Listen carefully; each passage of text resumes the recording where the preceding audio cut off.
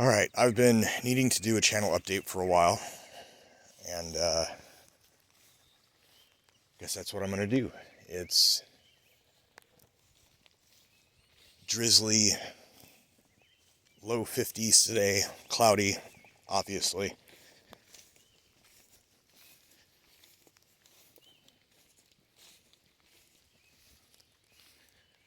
Been careful to trim around the bardocks. Those are legitimately going to be harvested in the fall and stored in the root cellar. There are more. Meanwhile, at the garden kiosk, I've got a bunch of things coming up, but I'm not sure much of this is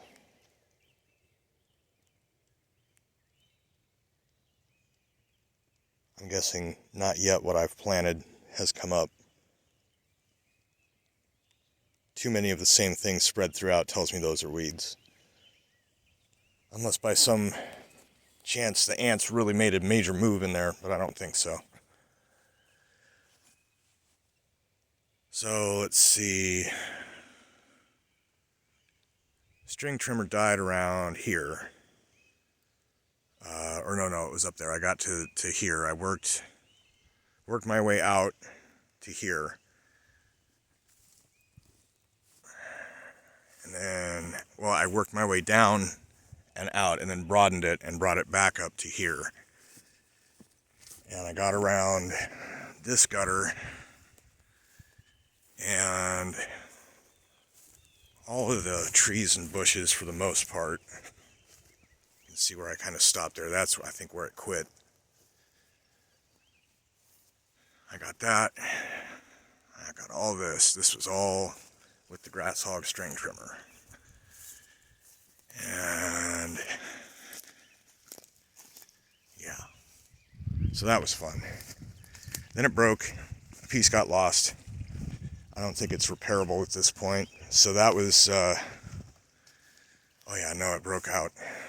Oh yeah, it broke over there, but first I'd gone all the way over here. So going over to this end is where I started the next phase. Well, no, that's not even full. This is a good example though. Right here is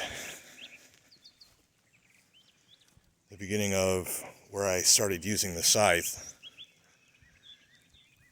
And the hillside is where I used the sickle. The sickle actually does a better job, but it's kind of a crouchy crawl across the lawn and lots of arm work, whereas the scythe is back work, but it's literally back breaking, so I can't use it.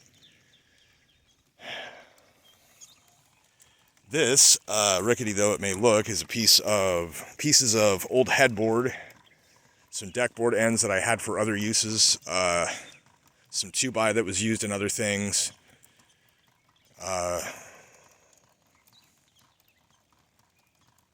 and a tarp over top, and where this piece of concrete chunk is sitting, there is a small thin plywood that used to be laying out on, I think it was probably laying there the longest, had stuff sitting on it. So basically cleaned up this hillside before going through to do some lawn clearance around the house. I'll follow all the way around. After I finished the project I'm about to show, I did this yesterday and the day before. So 2 days ago I finished out edging around here, cutting up a slot for the extension cord for the pool filter, and down around here, and the finish line was out over here. This is all done on my knees or bending down with the sickle. There's ways to use either hand. This was all scythe and sickle anywhere out here that is not knee-high grass. So you can see the difference here. Dumped off some of the rakings where the headboard used to sit.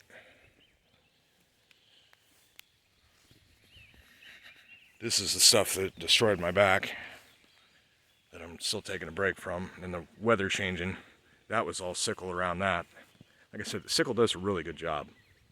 Where you get it with the sickle, it's real level and consistent because you're right down on it. It's much lower impact in general. So this is sickle.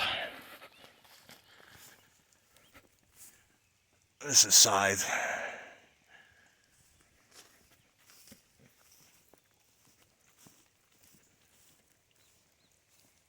And that's a string trimmer for comparison. And then sickle all along here.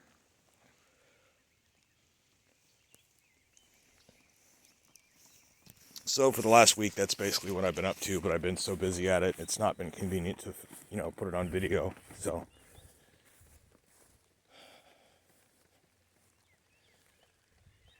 cherry blossom has ceased blossoming. The blossoms have blown away in the various high winds that we've had. Most of the blossoms appear to have gone into the pool.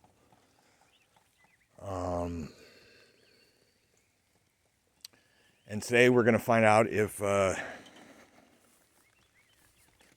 this business here has any effect on whether or not the high rain that comes, high level of rain.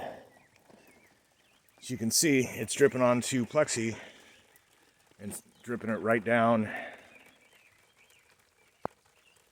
to where the gutter is. No reason not to go that way. It's the path of least resistance, so I'm hoping that the ground doesn't get too soaked and the amount of rain that falls down into here doesn't saturate the ground.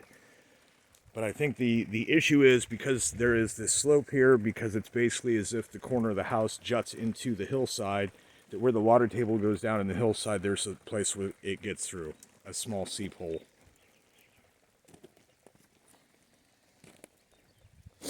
I mean, it's shallow enough I might be able to find on the outside where it gets in, but it might also be something that's not repairable.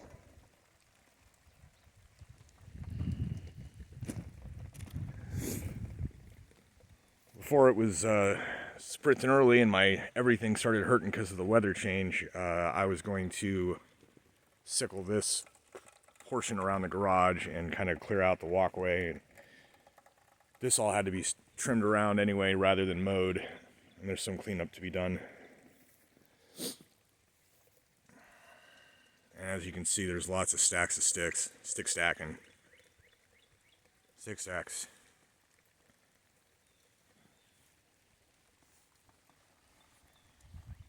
And yesterday, while I finished the device over there, the cats were given the option to come outside for a bit, and 4 out of 6 did.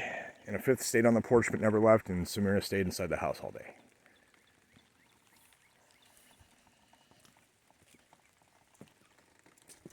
I believe this concludes the channel update.